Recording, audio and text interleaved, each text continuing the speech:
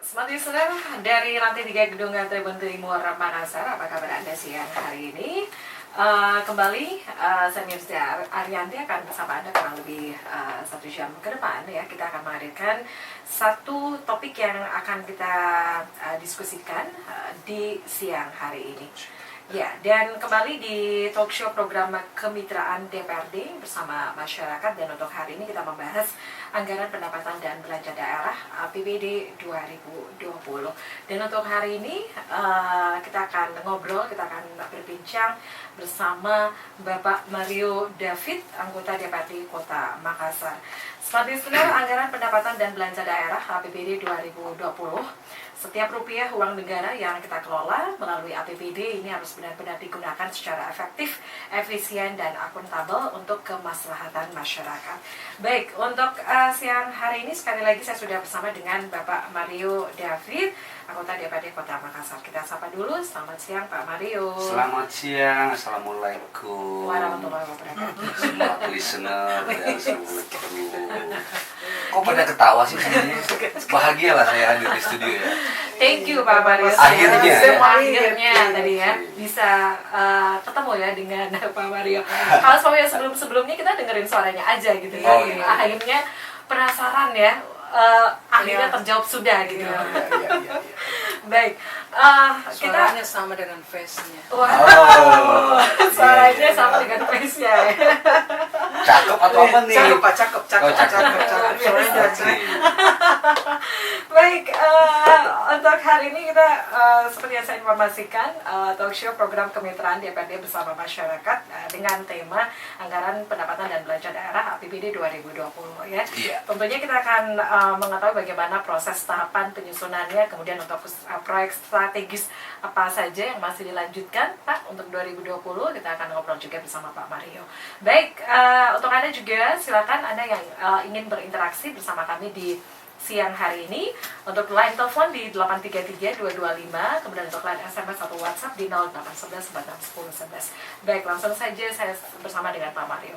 Pak Mario, Ya, untuk tahapan dan jadwal penyusunan APBD 2020 ini bisa digambarkan sedikit begitu Pak, untuk ataupun menurut Permendagri 33 tahun 2019 begitu.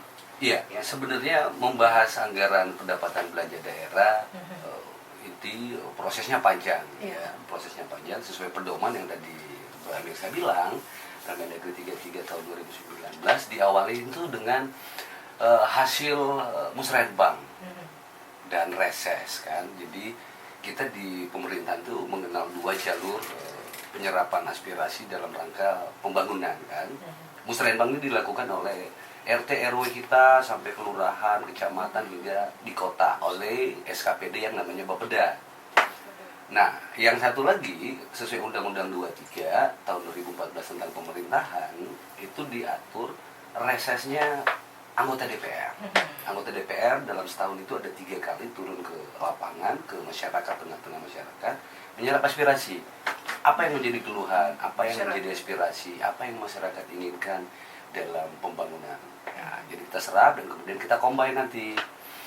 Setelah itu masuk dalam tahapan yang namanya RKPD, Rencana Kerja Pemerintah Daerah. Di RKPD ini digodok nih hasil musrenbang dengan hasil reses, masuklah. Kemudian digabungkan keduanya, yang mana menjadi prioritas. Sebenarnya kan pemerintahan ini udah diatur. Pemerintah daerah kota ini Makassar 7 urusan wajibnya. Persoalan di pendidikan, di kesehatan, infrastruktur, masyarakat, utilitas, ya kan, jalanan, jembatan, kemudian lampu jalan, macam-macam ya, yang sifatnya infrastruktur. Yang berikutnya kan persoalan keamanan, ketertiban masyarakat, sosial, itu 7 yang paling penting, termasuk pengembangan budaya. Ini yang urusan wajib nih, 7 nih harus nih pemerintah RI pusat telah menyerahkan kepada kita.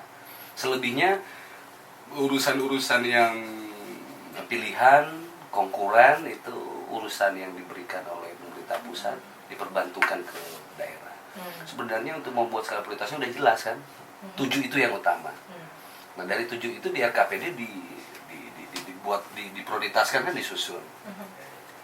Selanjutnya dari RKPD setelah masuk semuanya, masuklah yang namanya KUA PPAS, kebijakan umum anggaran. Berapa sih rencana pendapatan kita daerah ini? Rencana pendapatan itu dalam APBD besar, anggaran pendapatan belanja daerah, seperti apa? Pendapatannya dari mana saja? Belanjanya untuk apa? Kalau belanjanya tadi jelaskan dari SKM Rembang dan reses. Pendapatannya gimana? Nah, bicara pendapatannya kan ada beberapa bagian dalam APBD kita. Yang pertama kan persoalan PAD, pendapatan asli daerah kita. PAD kita tahun ini alhamdulillah setiap tahun saya udah 2 periode terus meningkat 10-20%, 10-20% terus kita meningkat. Karena memang kan pertumbuhan ekonomi kita udah mulai terus setiap tahun alhamdulillah, dan memang kita salah satu kota yang pertumbuhan ekonominya sangat baik di Indonesia. Makro mikro ekonomi semua menunjang baik di kita.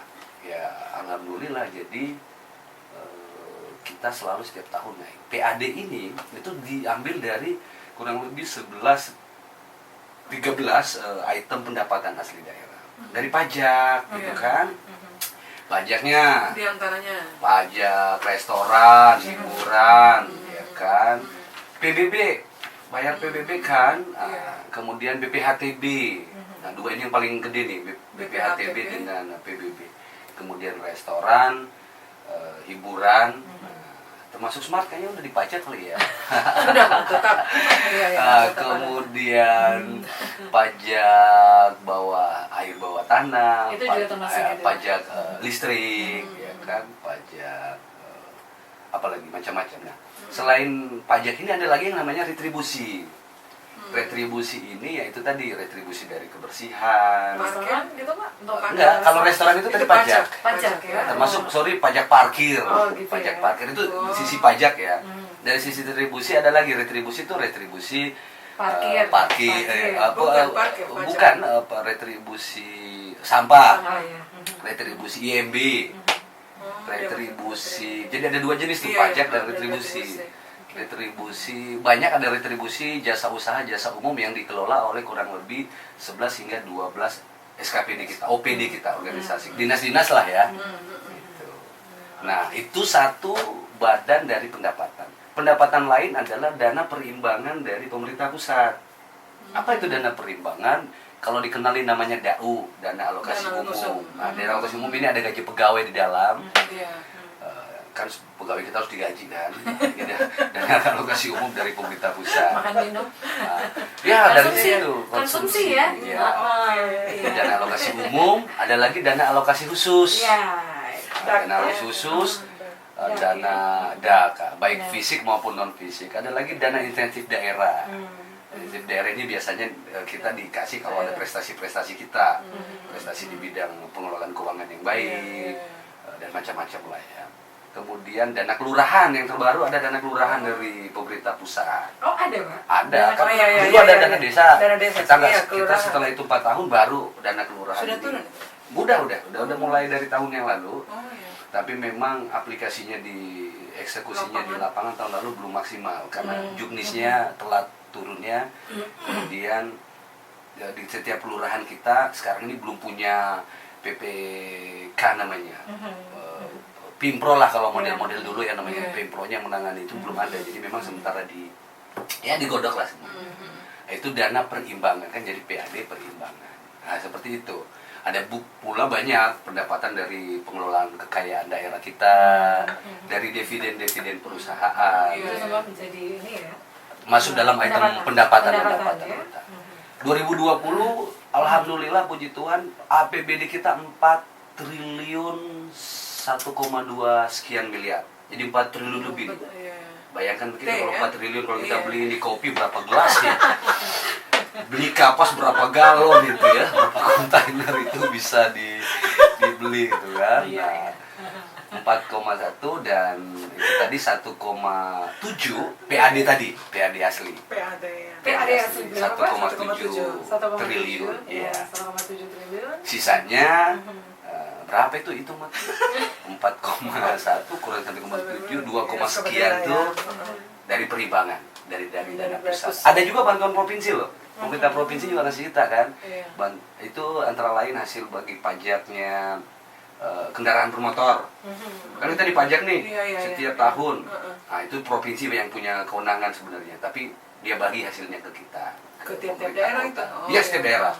Setiap daerah di 24 kabupaten kota kita. Seperti itu.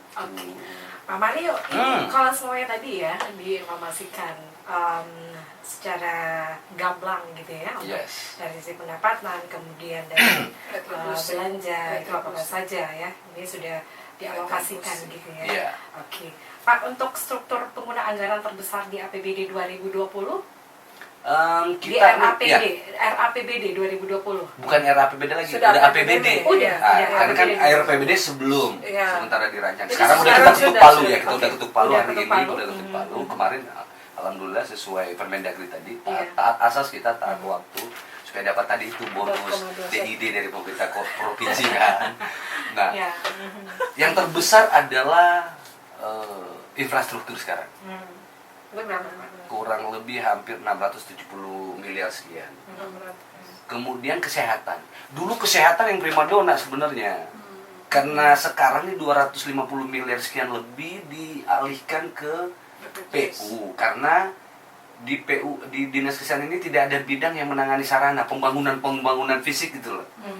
Jadi ditarik anggaran itu ke PU karena nggak punya tenaga teknis. Jadi PU yang terbesar kurang lebih 600 sekian, kemudian kesehatan 350 sekian. Pendidikan yang kedua, pendidikan yang kedua 400 miliar pendidikan. Yang terbesar dari pendidikan itu ya gaji guru, infrastruktur ada. Masuk BOS itu Pak? Termasuk dana BOS. Dana BOS juga termasuk. Dana BOS. Biaya operasional sekolah itu kan dari pemerintah pusat. Itu yang tadi aku bilang udah masuk di untuk honorer, Pak? DAU itu. Pak, untuk honorer, untuk yang pendidikan? Ada juga. Di sana kan di Dinas Pendidikan data terakhir kita ada 2.000 tenaga honorer. Udah masuk juga. Kemudian dari 3 ini yang idola ya, yang betul yang saya bilang di awal tadi bahwa dia adalah urusan wajib kita kan, kesehatan, pendidikan, infrastruktur, pemerintahan kota kita, terus yang lain-lain ya pendidikan 3. Selebihnya semua hampir berimbang lah, rata-rata ya kurang lebih ada 25 hingga 40 miliar di masing-masing SKPD. Jumlah SKPD kita ini ada 52 SKPD. Dinas, instansi namanya. Di antaranya itu ada 15 kecamatan. Jadi ada juga anggaran di kecamatan itu ya 15 kecamatan. Oke, Pak, ini untuk APBD 2020 ya, seperti yang diinformasikan tadi, jadi infrastruktur, kemudian kesehatan, kemudian pendidikan, ya. Nah, ini untuk dari pengawasan yang dilakukan ini seperti apa gitu, Pak? Ini mungkin dari mungkin evaluasi ya dari 2019 ke 2020 ini apa saja sih yang memang harus difokuskan, yang harus lebih ditingkatkan begitu Pak? Jadi dari tahun yang lalu 2018 dan sekarang 2019 kita ini tiap tahun melakukan yang namanya monitoring evaluasi terhadap anggaran yang udah kita ketuk hari ini. Misalnya hari ini ya, berarti mereka akan mulai melakukan pergerakan belanja di Januari, Februari, Maret. Triwulan pertama, bulan 4, penyelenggaraan, pemerintahan, kemudian kita evaluasi. Uang yang misalnya tadi nih, Dinas Kesehatan kita kasih 400 miliar. 400 miliar, 4 bulan udah dibelanjakan apa saja. Misalnya Pak udah beli alat kesehatan untuk 48 puskesmas, udah beli obat-obatan, alat kesehatan, obat-obatan pakai habis macam-macam Pak, sekian miliar. Lagi di proses tender ini. Nah, itu kan untuk program kesehatan gratis masyarakat kita kan di puskesmas. Itu beli. Oke, apalagi.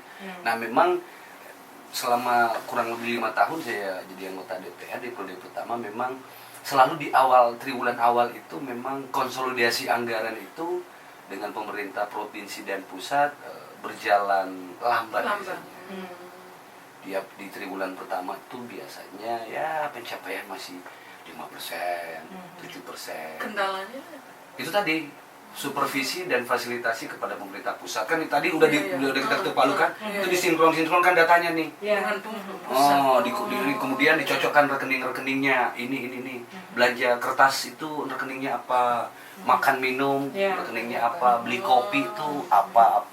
Jadi memang pemerintah agak ribet ketimbang perusahaan seperti Smart FM ini yang mungkin nomenklatur anggarannya dikit kecil kan. Nah, kalau kita nih wah gila ini luar biasa. Kegiatannya begitu banyak. Jadi nomenklatur itu yang banyak, jadi membuat sedikit lambat di awal tahun. Ya biasanya juga pendapatan kita dari pajak itu ya pergerakan ekonomi masih ya, kalau kendaraan boleh kita bilang baru pemanasan. Gitu kan, baru pemanasan. Baru mau disetir. DPRD Kota Makassar ini kan bersama pemerintah Kota Makassar menetapkan rancangan anggaran pendapatan dan belanja daerah APBD tahun 2020 nih. Di mana struktur APBD 2020 untuk pendapatan daerah itu sebesar 4,13 triliun. Kemudian untuk belanja daerah itu senilai 4,21 triliun. Sehingga hasil APBD 2020 ini mengalami defisit sekitar 79 miliar. Nah, ini defisit ini apa yang perlu kita cermati begitu, Pak? Mari. Defisit itu jangan kita. Ini merupakan suatu hal yang bagaimana begitu kalau di perusahaan kalau itu perusahaan udah swasta warning defisit gitu. itu udah warning kan. Udah warning banget gitu. Wah, Setuju. bagaimana nih gitu kan bisa tutup kita perusahaan kalau nggak capai. Di pemerintahan itu dan kami fraksi Nasdem selalu mendorong. Jadi mengapa defisit? Ini kan gini. Ini kan perjalanan pemerintahan berjalan. Defisit itu menandakan bahwasanya pemerintah daerah harus jauh lebih kerja keras, harus jauh menggali potensi dan kesempatan, mengambil momentum untuk mencari pendapatan jauh lebih besar. Kalau neracanya seimbang aja kan kita namanya di zona comfort. Kalau kita comfort ya udahlah, rutinitas, biasa-biasa, sekedar menghilangkan kewajiban saja, ya udah datang pagi pulang sore seperti itu. Tapi kalau ada tantangan bahwa kita nih tahun depan belanjanya banyak banget, kalian pendapatan harus ditingkatkan. Potensi pendapatan kita besar banget, Mbak, dan smart listener. Kita punya potensi seperti parkir itu aja bisa kita dapat 1 triliun loh. 1 tahun kalau kita kelola dengan baik. Macet kiri kanan. Bayangkan 1.400.000 unit kendaraan mobil, kendaraan roda 2 dan 1 di kota. Potensi dari parkir. Potensi dari parkir kan, baik itu pajak, baik retribusinya. Kemudian perusahaan daerah kita. Sekarang performanya 2 yang baik, tapi yang lain. Tapi kalau kita push itu bisa dengan manajemen yang baik, ekstensifikasi usaha, bisnis yang. Tapi kalau Perusda sekarang ini yang bagus kinerjanya ini apa, Pak? Hanya PDAM sama parkir. Yang lain RPH. Pasar juga bagus. Pasar juga bagus ya. Walaupun belum dipush dengan baik. Masih bisa, potensinya masih. Jadi dari parkir, bisa. Terus dari Perusda, terus dari kemudian dari pajak-pajak kita. Seperti misalnya kami kemarin dengan Korsubda ada rapat koordinasi khusus tentang pendapatan ini. Benar. Hasilnya seperti apa itu, Pak? Beliau KPK mengatakan ini bisa loh sampai kalian nih 3 triliun. Hitungan kami di fraksi Nasdem juga bisa. Itu tadi dengan potensi parkirnya, kemudian dividen perusahaan daerah bisa dipush, kemudian dari pajak-pajak ya. Kapan Pak kalau semuanya bisa Perusda dari punya pemikiran dari anggota dewan mungkin untuk Perusda yang tidak menghasilkan begitu, defisit terus begitu, itu bisa dialihkan ke UPTD begitu? Dilemanya begini, Mbak. Mendirikan perusahaan daerah itu memang bukan sekedar untuk menghasilkan dividen. Sesungguhnya pertama di mereka itu perusahaan daerah adalah ada fungsi sosial kemasyarakatan. Di situ menyerap tenaga kerja yang banyak. Kemudian dia juga bisa menopang salah satu menjadi trigger, menjadi salah satu mikro dan mikro ekonomi kita untuk memulai, untuk men-trigger lah, memulai ya. Sebelum masuk investor swasta yang lebih besar mengelola bidang-bidang itu.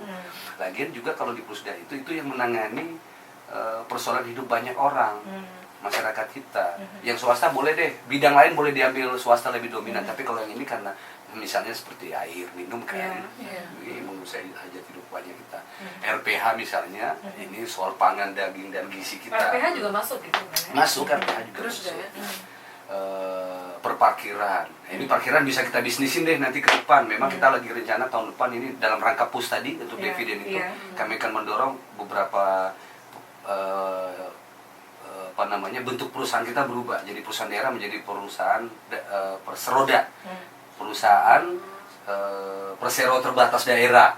Jadi bisa kolaborasi tuh dengan investor swasta. Pihak ketiga gitu. Iya, pihak ketiga untuk mendorong. Misalnya parkir kita punya 21 pasar, ya kan, bisa tuh dikelola. Yang terdekat lah dari sini ya, Smart FM, Senggol. Tribun Senggol. Nah, ya, tinggal kita bangun, kita bikin jadi pasar tradisional modern. Ibu-ibu ke pasarnya sekarang nggak takut, nggak bau karena bersih, ditata, iya sedemikian tata, rupa gitu Pak, jadi nyaman gitu. jadi nyaman. Kayak lah pasar-pasar di Iya. Australia, di Singapura, Pasar modern gitu Pak. pasar Iya. tradisional, Iya.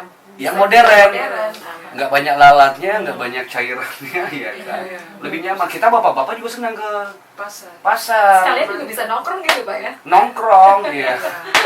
Begitu. Iya.